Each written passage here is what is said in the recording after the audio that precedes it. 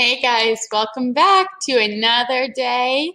I hope that your e-learning is going awesome, and I've seen some great stuff being posted online, so that is super.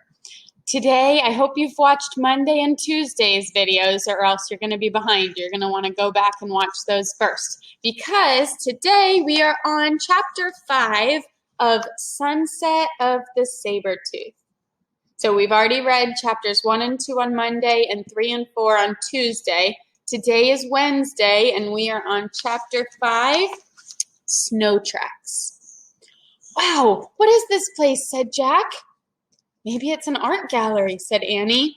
I don't think so, said Jack. It's too hard to get to. He read about the cave paintings. These Ice Age beasts were painted 25,000 years ago. Cro-Magnons painted pictures of animals they hunted. They may have believed the paintings would give them power over the animals. By the way, boys and girls, if you hear any licking or noises, I know you probably know it's my dogs, but just wait. Look at this. And he was just trying to lick my elbow. So if you hear that, just know it's Sparty making all that noise. Wow, look at this, said Annie. She pointed at the painting farther down on the wall. It showed a figure with human arms and legs, reindeer antlers, and an owl face. It seemed to be holding a flute.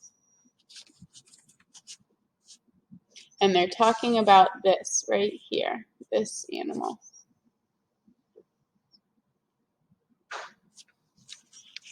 Jack looked at the book again. He found a picture of the figure and read, cavemen may have been led by a sorcerer or master of the animals. He may have worn reindeer antlers so he could run like a reindeer, or an owl mask so he could see like an owl. What is it? Said Annie. The master of the animals, said Jack. He's a sorcerer. Oh, wow, breathed Annie. That's it. That's what? Said Jack. That's who we have to find. Why? Said Jack. Maybe he's a friend of Morgan's, said Annie. Jack nodded slowly.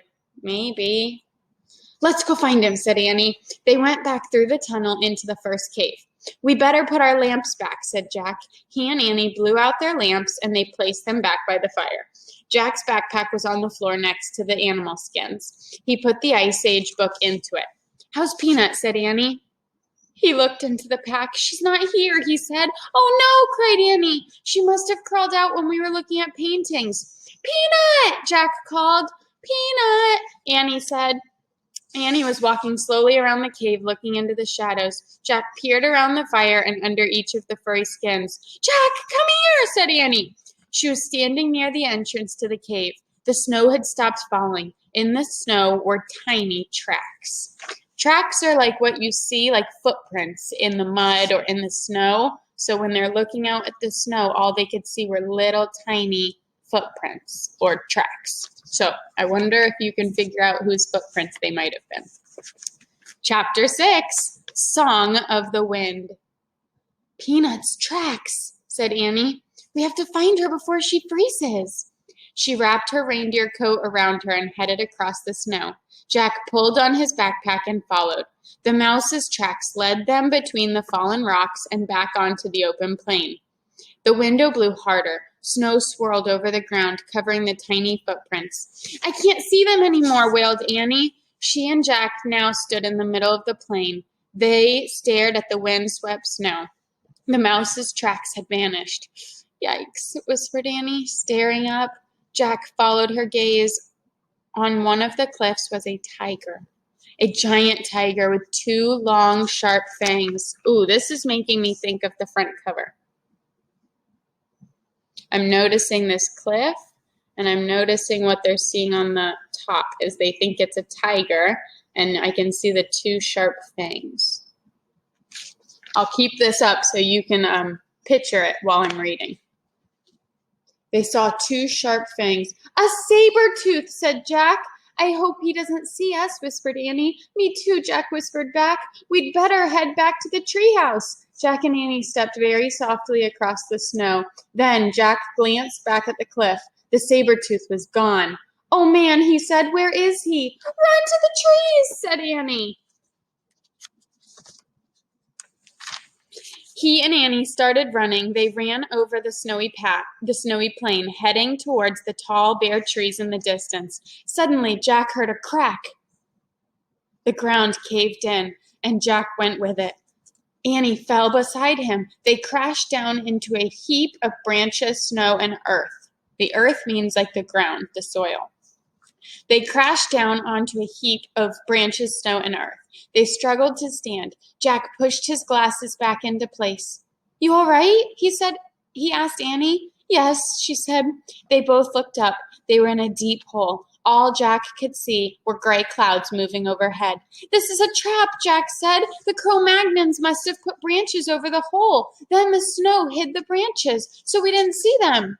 "There's no way," said Annie. She was right. They were helpless. They could not get out. The pit was too deep to climb out of. "I feel like a trapped animal," Annie said. "Me too," said Jack.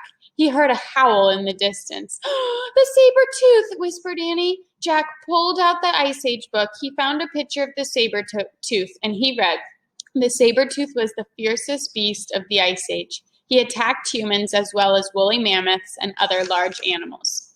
"Oh, brother," said Jack. "Listen." Annie grabbed him.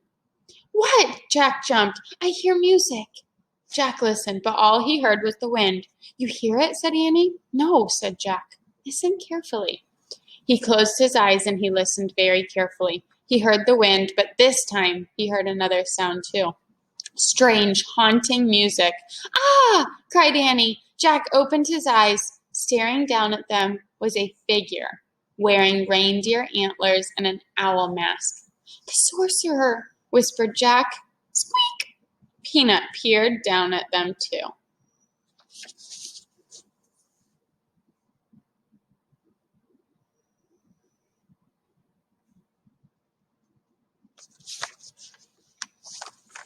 Ooh, and that is where this chapter ends. So tune in tomorrow for chapter 7 and 8. Chapter 7 is the sorcerer's gift. And, ooh, I see a good picture. I'm not going to show you until tomorrow. And let's see, chapter 8, the Great Parade. So tune in tomorrow to see what happens next to our friends Jack and Annie. Bye, guys. See you tomorrow. Bye.